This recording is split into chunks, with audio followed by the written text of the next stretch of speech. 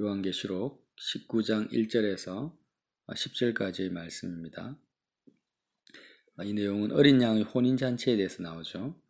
18장에는 큰 음녀 바벨론에 대해서 나오고요. 이제 19장에서는 어린 양 예수님의 신부의 모습이 나옵니다.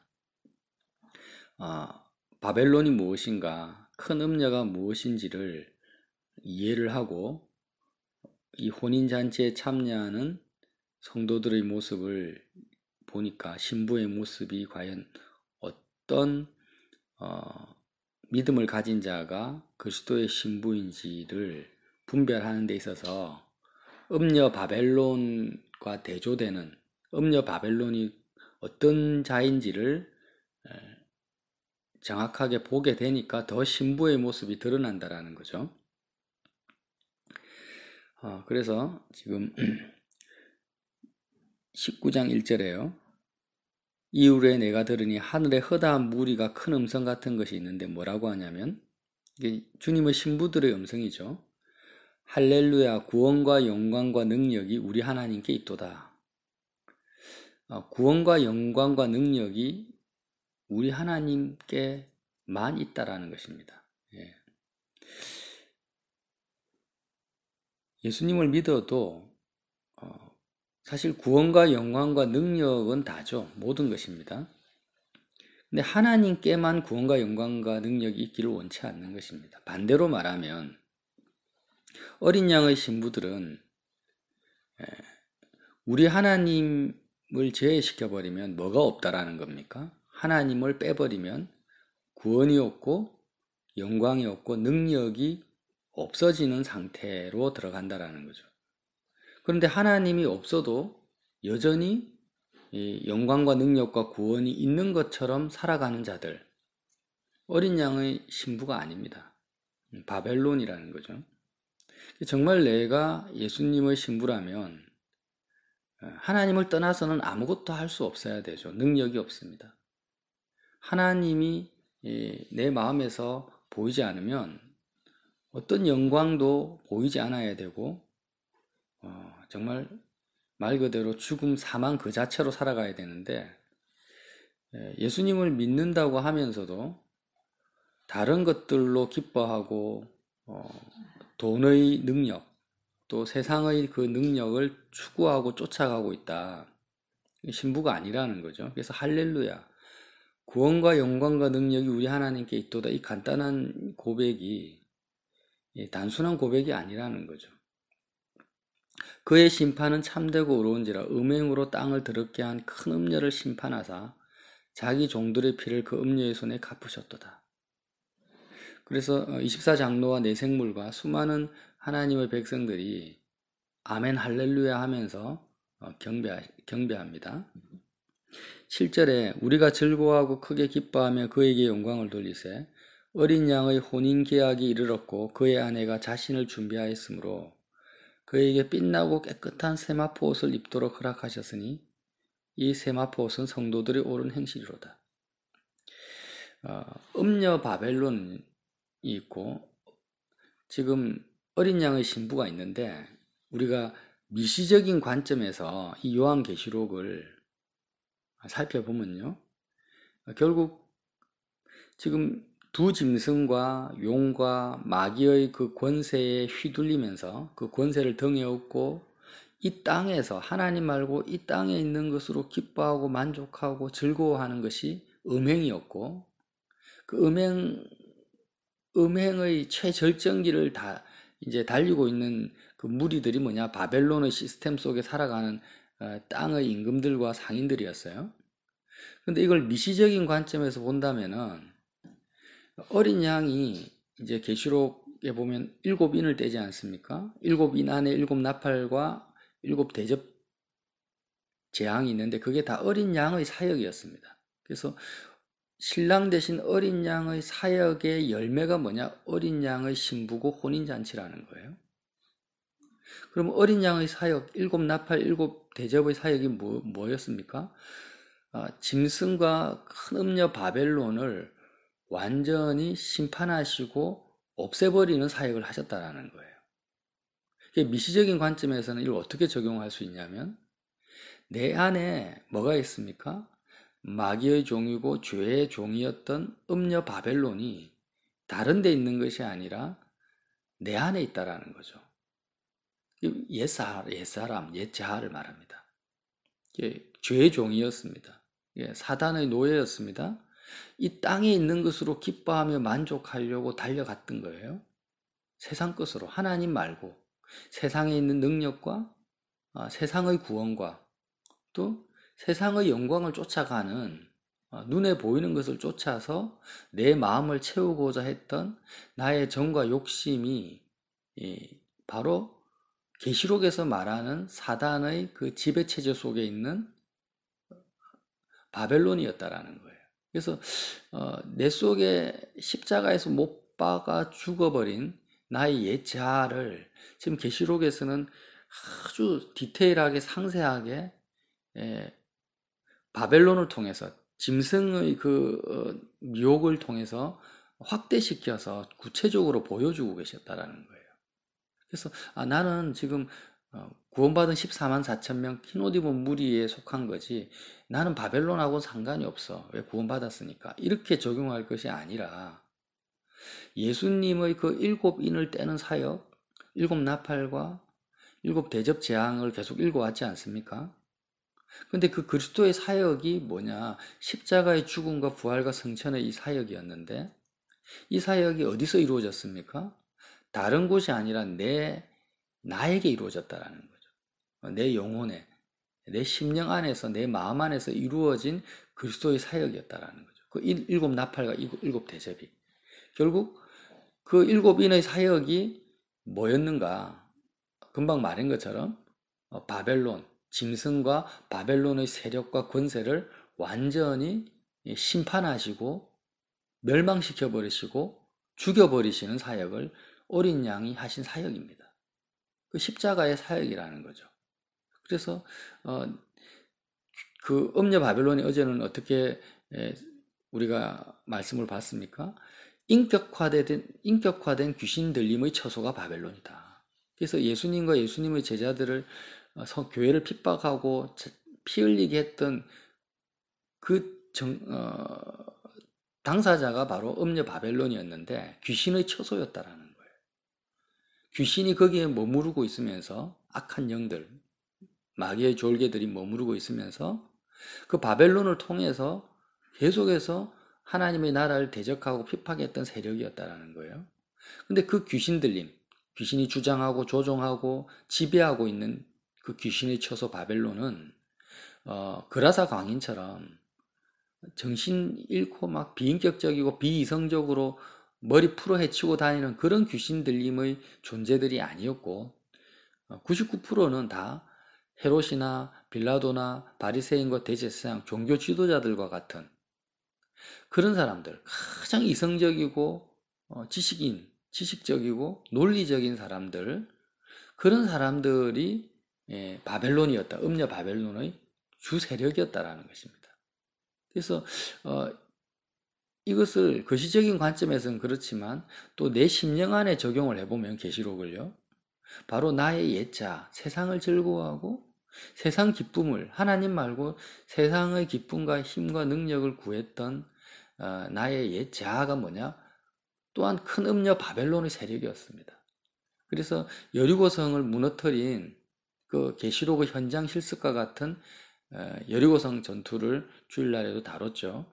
그것이 뭐냐? 예수 그리스도의 사역에 선민들이 참여해서 그 여리고성과 같은 견고한 진의 옛 자아가 무너지는 그 주님의 사역에 참여하는 모습으로 우리가 조명을 했었고요. 또 오늘은 그러면 이제는 그런 나의 옛사람이 십자가에 못 박힌 것과 같은 그 큰 음녀 바벨론이 다 무너지고 멸망된 상태, 하나님의 심판, 어린 양의 심판 가운데 사라진 상태에서 이제는 나의 새 사람, 거듭난 나의 영이, 나의 자아가 이제 재창조됐죠. 거듭났으니까. 어떻게 주님과 연합되어서 하늘 보좌에서 기뻐하며 찬양하는지를 지금 요한계시록 19장에서 보여주고 있다라는 거예요. 그 특징이. 그런데 지금 이 19장을 통해서 알 수 있는 것은 우리나라 특별히 이 대한민국에 흐르는 영계에 흐르고 있는 아주 큰 마귀의 그 바벨론의 세력이 무엇인지를 알 수 있습니다. 두 가지 특징을 가지고 알 수 있다라는 거죠.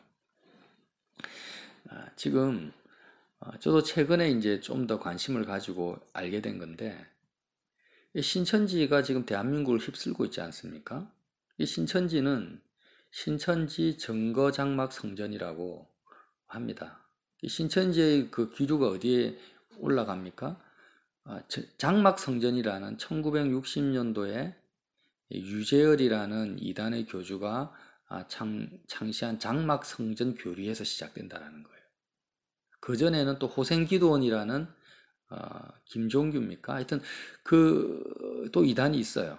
그래서 이 이단의 교리는 한 사람에 의해서 독창적으로 이렇게 창시된 게 아니고 계속해서 연결되어진다라는 겁니다.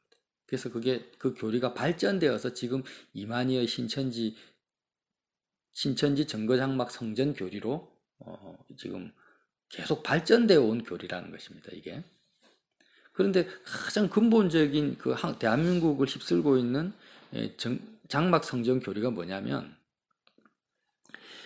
지금 계시록에서는요. 큰 음녀 바벨론 이 땅 눈에 보이는 가시 세계의 지상 천국을 구축하고자 하는 눈에 보이는 가시 세계의 지상 천국을 구축하고자 하는 세력이 뭐냐? 음녀 바벨론의 세력이고 예수님은 내 나라는 이 땅에 속한 것이 아니다. 하늘에 속한 다고 말씀하신 주님의 그 그리스도의 사역을 통해서 구축되어지는 그리스도의 최종적인 나라의 모습은 보이는 이 땅의 지구상에 있는 이 영역이 아니라 하늘에 속한 하나님의 나라 천국 보이지 않는 영역에 있다라는 거예요. 그래서 우리가 예수님을 믿었을 때 그리스도의 죽음과 부활에 참여했을 때 눈에 보이는 우리의 상황과 형편, 내가 뭐 부자든 가난한 자든 귀족이든 노예든 상관없이 보이지 않는 하나님의 나라를 실제로 기뻐하며 즐거워하고 누릴 수 있는 것이 믿음인데 보이지 않는 것을 증거를 내가 붙잡고 하나님의 나라의 실질적인 기쁨을 누리는 게 믿음입니다. 그런데 이제 큰 음녀 바벨론은 뭡니까? 보이는 것이 있어야만 기쁜 거예요. 실제로 돈이 있어야 기쁘고 사람들의 칭찬을 받아야 기쁜 겁니다.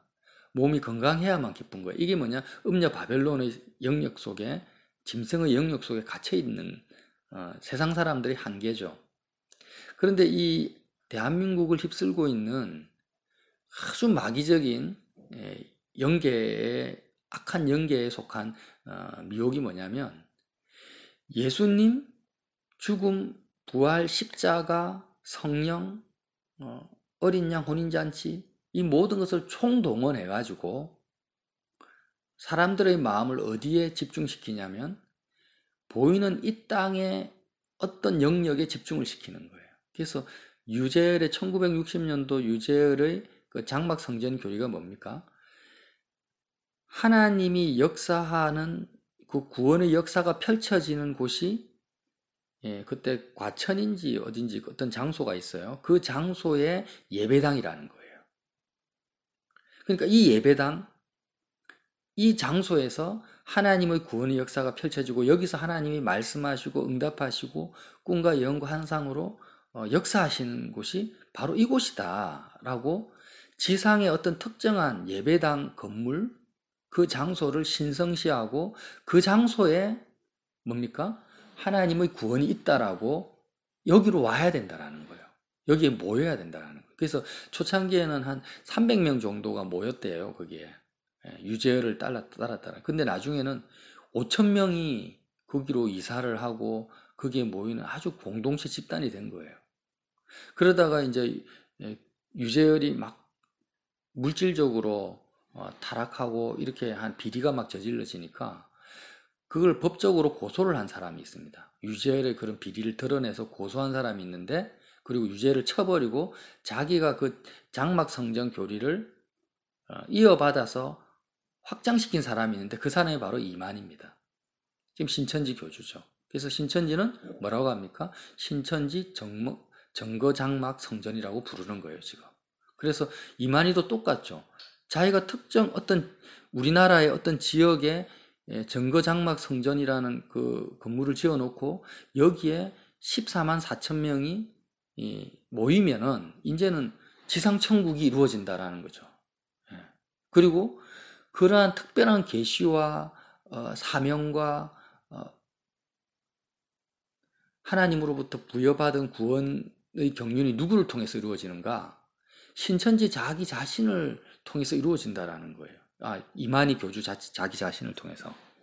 그래서 오늘 19장에 보면은요, 이런 모든 하나님의 그 경륜을 말하는 천사가 있죠. 사도 요한에게 말하는 천사가 있는데 그 천사 앞에 19장 10절에요. 사도 요한이 내가 그 발 앞에 엎드려 경배하려고 합니다.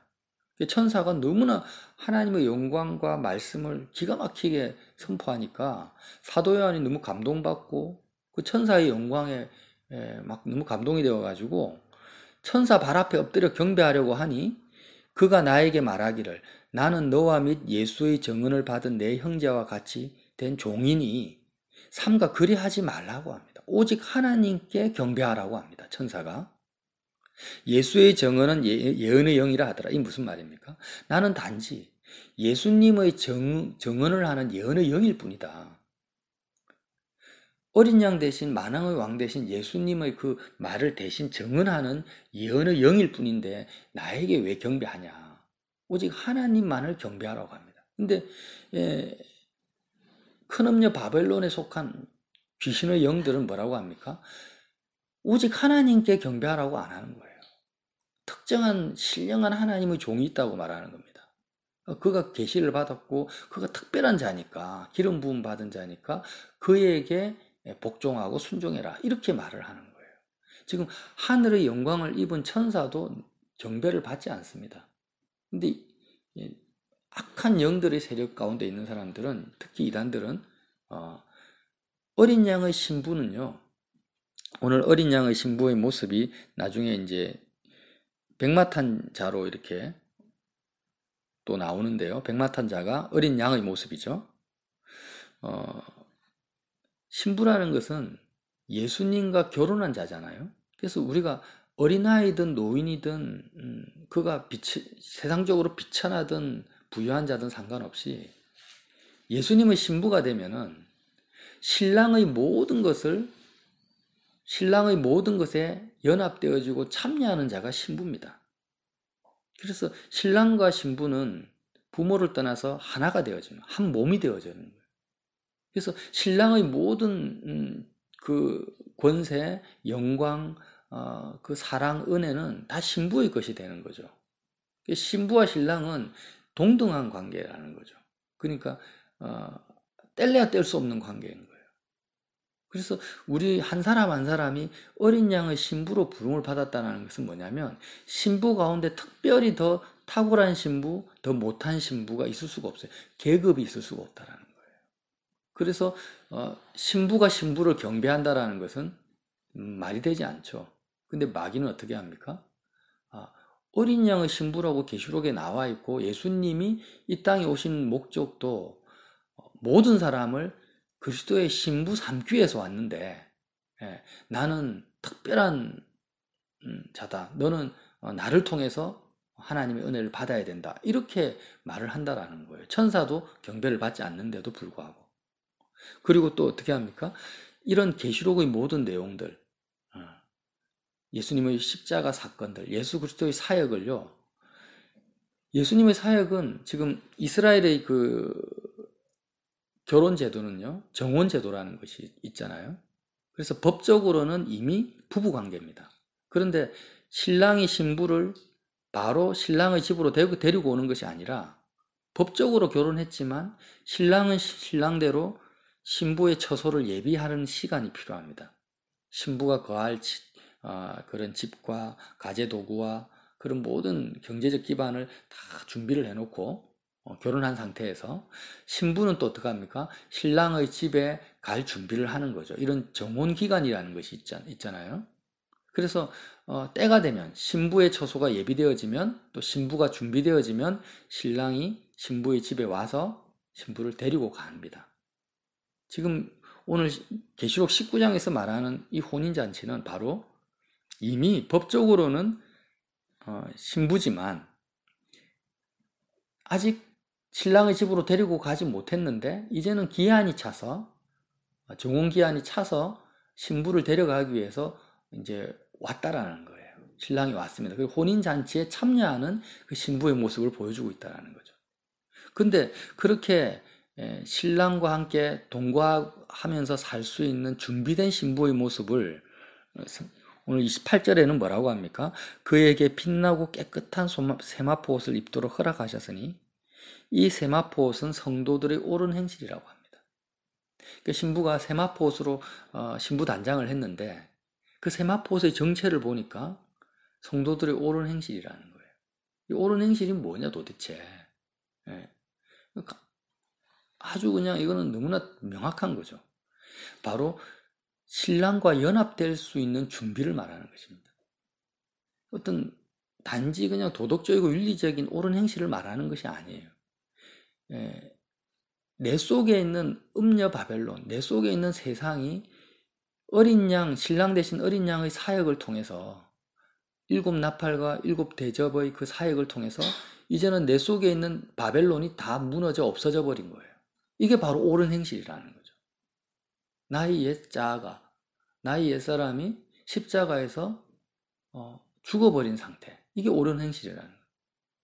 지금 초대교회 성도들이 이 세마포에서 옳은 행실을 드러냈는데 그게 뭐냐면 오순절 성령 강림을 통해서 정말 하늘을 경험하게 됩니다. 혼인잔치를 경험하게 되죠. 그래서 그들을 통해서 혼인잔치를 경험했다는 게 뭡니까? 초대교회 성도들의 심령 가운데 있는 바벨론이 다 무너져 버린 거예요. 죄와 사망의 권세가 다 십자가의 그 승리를 통해서 죄와 사망의 권세가 소멸되어지는 것을 그들이 경험했죠. 그래서 그들의 마음이 세상에서 빠져나와서 하나님으로 기뻐하고 만족하는 천국을 경험하게 됐는데 그 열매가 뭐냐? 모든 재산을 다 팔아서 사도들의 발 앞에 갖다 줍니다. 그리고 성도들 간에 유무상통이 이루어지죠. 신분의 격차가 없어집니다.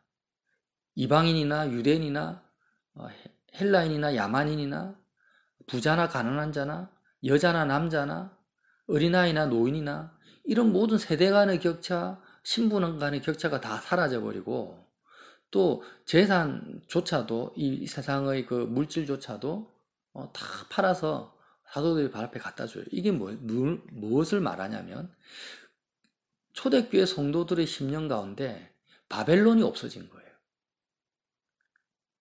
짐승의 권세들이 다 사라져버린 거예요. 그러니까 어린 양의 그 7인의 사역이 이루어졌다는 겁니다. 그게 바로 성도들의 옳은 행실이고 이 성도들의 옳은 행실을 오늘을 사는 나에게 적용을 하면 어떻게 적용이 되냐면 지금 우리가요 지금 눈에 보이는 세상을 살아가고 있잖아요. 남편 관계, 부자 간의 관계, 또 가정생활, 직장생활을 하고 있습니다.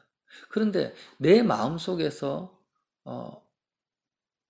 계속해서 보이고 귀에 들리는 것에 마음이 뺏기고 또 눈에 보이는 좋은 것들, 세상의 기쁨을 쫓아가는 이 나의 옛자 바벨론이, 큰 성 바벨론이 예수 그리스도의 죽음과 함께 같이 죽어버리는 것을 내가 경험하는 거예요. 경험하면서 내 마음이 이제는 이 땅을 살아가는 세상으로부터 완전히 벗어나서 순간순간 그리스도의 죽음에 참여해서 내가 하늘을 누리고 기뻐하는 상태. 이게 바로 혼인잔치에 참여하는 기쁨인데 그 혼인잔치에 초대받은 자로서 이제는 옳은 행실이 나를 통해서 나타난다. 뭡니까?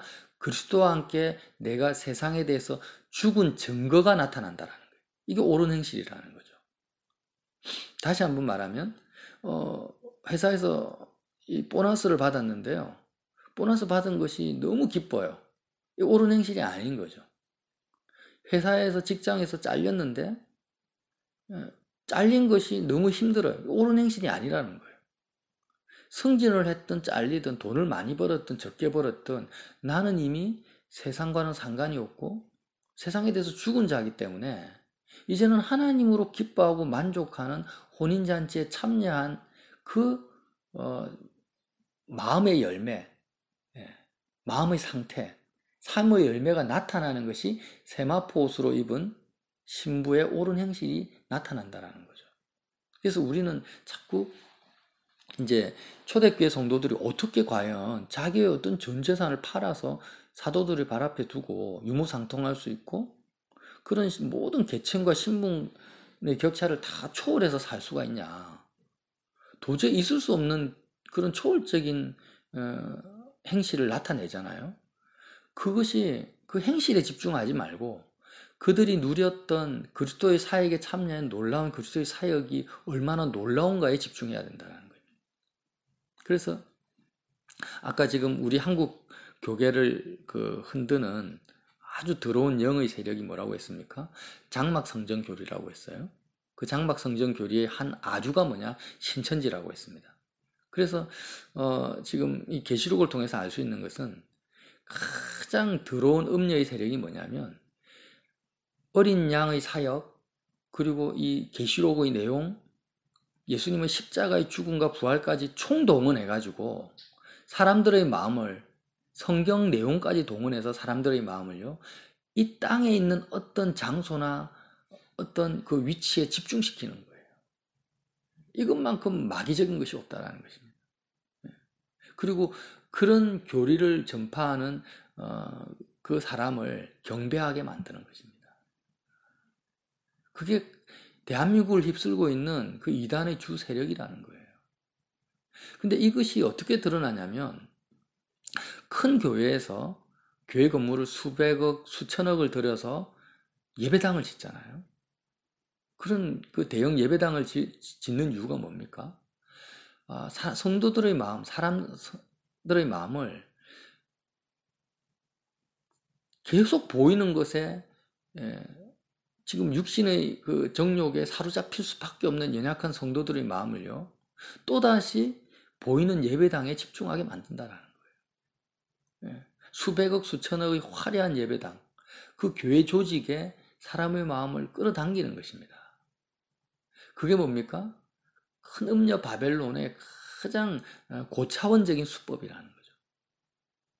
물론 이제 대형 교회를 제가 비판하는 것이 아닙니다. 그 큰 예배당 자체가 무조건 나쁘다고 하는 것이 아니라 문제는 그렇게 수백억, 수천억을 들여서 건물을 짓는다라는 것 자체가 이게 바로 큰 음녀 바벨론의 세력 가운데 놀아나고 있다는 것을 말하고 있다는 거죠. 그래서 어린 양의 사역과는 정반대의 사역을 하고 있다는 거예요. 계시록에 나타나 있는. 이것은 또 다른 말로 말하면은 꿈과 환상이나 여러 가지 어떤 마귀적인 그런 응답을 통해서 장막 성전 교리의 신천지하고 다를 바가 없습니다. 이것은 역사상 계속 반복되고 있는 일입니다. 천주교에서 기하학적인 돈을 들여서 거대한 성전, 심지어는 300년, 400년 동안 예배당 건물을 짓고 있잖아요. 그러니까 성도들의 마음이 보이지 않는 하늘에 가야 되는데 가지 못하고 성경의 모든 교리와 예수님의 사역까지 동원해가지고 지상에 있는 어떤 거룩한 장소에 마음을 집중시키고 그 거룩한 장소와 마음이 연결되도록 만드는 거예요. 거룩하다고 칭함받는 장소와. 이게 마귀적이죠. 복음은 뭐 어떻습니까? 우리 성도들이 직장에 있든 가정에 있든 아프리카에 있든 대한민국에 있든 상관없어요. 위치가 중요한 게 아니에요. 장소가 중요한 게 아닙니다. 그 성도가 있는 그 장소가 중요한 것이 아니라 그의 마음이 그리스도의 죽음과 부활과 성천에 참여해서 그의 마음이 어디에 있든지 하늘과 연결되는 것. 하늘 성전과 연결되게 하시는 것이 뭐냐? 계시록에 나타난 어린 양의 사역인 거예요.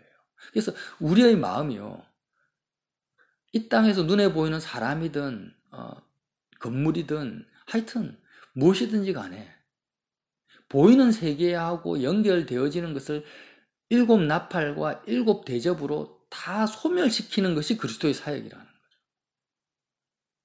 회사에 취업을 했는데 그 회사의 마음이 다 갔어요. 그러면 예수님의 사역이 뭡니까? 7나팔과 7대접으로 회사의 마음이 붙어있고 회사에서 기쁨과 만족을 얻고자 하는 나의 이 바벨론, 음녀 바벨론, 옛사람을 소멸시켜버리고 죽여버리고 그 회사의 현장에서 내 마음이 하늘 성전과 연결되게 하는 것이 어린 양의 사역이고 거기서 혼인잔치의 기쁨을 맛보게 하는 것이 예수님의 사역이라는 것입니다. 그런데 예배당과 연결시켜버리는 거예요. 화려하고 아름다운 예배당과 연결시켜요. 특정한 장소와 연결시키는 것입니다. 무엇을 동원해서? 성경에 있는 내용을 동원해서. 이것이 바로 가장 고차원적인 마귀의 전략입니다. 그래서 교회가요, 예배당 건물 위주의 신앙으로 이렇게 넘어가잖아요. 이 바벨론의 아주 고차원 마귀적인 영역으로 넘어간다는 거죠. 그래서 예루살렘 교회에서 성령의 오순절 역사가 나타나니까 3,000명이 넘는, 남자만 3,000명이니까 10,000명이 넘는 성도들이 모였어요. 그 예루살렘 성에서 10,000명이 넘는 교회가 생긴 겁니다. 성도수 10,000명의. 그래서 얼마나 많은 그 집회와 모임이 있었겠습니까? 10,000명이 모였는데, 우리로 말하면 거대 대형 교회가 탄생한 거죠. 그때 하나님이 어떻게 하십니까? 흩어버리세요. 핍박을 통해서 완전히 흩어버리시는 것입니다. 또 다른 지상 천국이 이루어지는 것을 허용하지 않는 거죠. 그래서 이제는 열방으로 흩어져서 가정교회로 흩어져 버리는 것입니다. 그런데 지금은 하나님이 흩으시는 사역을 하는 것이 하나님의 사역인데, 이 흩으시는 사역이 잘 나타나지가 않는 거예요. 교회로 모이면은 10명, 20명 모이는 교회가 100명, 200명이 되려고, 100명, 200명이 1,000명, 2,000명, 10,000명, 20,000명으로 확장되어지는 교회의 모습으로 계속 나타나고 있지, 예루살렘 교회와 같이 흩어져서 정말 삶의 현장에서 어디에 있든지 간에 하늘 성전과 연결되어지는 이 그리스도의 사역이 나타나고 있지 않는 현상을 우리가 목도하고 있다는 것입니다. 심지어 신천지 같은 이단들은 특정한 장소나 예배 처소를 여기를 통해서 하나님의 역사가 나타난다고 특정 이 땅의 어떤 장소를 신성시하는 그런 현상들로 연계가 더럽혀지고 있다는 것입니다. 그래서 이런 영적 분별을 우리가 무엇을 통해서 할 수 있느냐? 계시록 말씀을 통해서 할 수 있다는 것입니다. 너무 이제 성령의 역사가 나타나고 예배에 감동이 있으면 우리의 마음은요, 꼭 또 어떻게 됩니까? 그런 성령의 역사를 체험했던 눈에 보이는 그 장소에 또 마음이 가는 거예요. 근데 주님의 사역은 그게 아닌데, 보이지 않는 하늘과 연결되는 것이 주님의 사역인데, 또 성령의 역사의 통로가 됐던 그 사람에게 또 마음이 가는 거예요. 주님의 사역은 뭡니까? 모든 사람을 어린 양의 신부 삼기 원하는데, 사람을 경배하게 되는 것을 원치 않는 것입니다. 천사가 경배를 받지 않는 것처럼. 그래서 이 계시록이 교회들에게 주시는 이 말씀은요, 너무나 중요한 영분별력과 교회가 나아가야 될 방향, 우리 각자의 신앙의 방향성을 제시해주고 있다는 것입니다. 성도들의 옳은 행실이 세마포시입니다. 그 옳은 행실이 뭡니까? 다른 것이 아니라 내가 세상에 대해서 예수님과 함께 죽었다라는 증거가 삶을 통해서 나타나야 되는 거예요. 아까도 말했지만 사업을 하시는 분은 사업에 마음을 두지 않는 거예요. 어떻게 사업을 하면서 사업에 마음을 두지 않는가? 그것이 바로 성도의 옳은 행실입니다. 신부의 행실입니다. 세마포시라는 거예요. 그리스도와 함께 내가 사업에 대해서 죽어버리는 거예요. 남편과 아내가 있는데 남편이 나에게 잘해주든 못해주든, 나를 사랑해주든 나를 미워하든 남편에게 영향을 받지 않는 거예요. 그게 옳은 행실이라는 거죠. 오직 나는 남편을 향한 하나님의 마음을 받아서 그대로 전달하는 통로로 사는 것뿐이고, 나의 기쁨과 만족은 하나님, 어린 양 대신 예수님께로부터 오는 거지, 육신의 남편이나 아내로부터 무언가를 기대하거나 바라는 것이 아무것도 없는 상태에서 그저 통로로 내가 주기만 하는 거죠. 예. 이게 바로 옳은 행실인데, 내가 어떻게 합니까? 내가 원하는 남편, 내가 원하는 아내로 만들기 위해서 예수님을 끌어당기는 거예요. 예수님을 끌어당겨가지고 하나님 이런 남편 되게 해주세요. 이런 아내 되게 해주세요. 하고 막 기도하는 것이 마치 옳은 행실인 것처럼 가르친다면은 이거는 바로 음녀 바벨론의 행실이지, 이건 옳은 행실이 아닙니다. 똑같죠. 나의 육신의 환경이나 나의 건강이 내가 원하는 것으로 되게 하기 위하려고 하나님께 기도하고 간구하고 부르짖는 것을, 그거를 옳다고 박수 쳐주는 거예요. 그게 아니라 오직 하나님 아버지의 뜻만이 이 땅에 이루어지길 원하고, 나는 이미 하나님의 혼인잔치에 참여해서 오직 영광과 능력과 구원이 하나님께 있도다, 할렐루야 아멘 하면서 그렇게 찬양하는 삶을 살아라, 하늘을 누리는 삶을 살아라.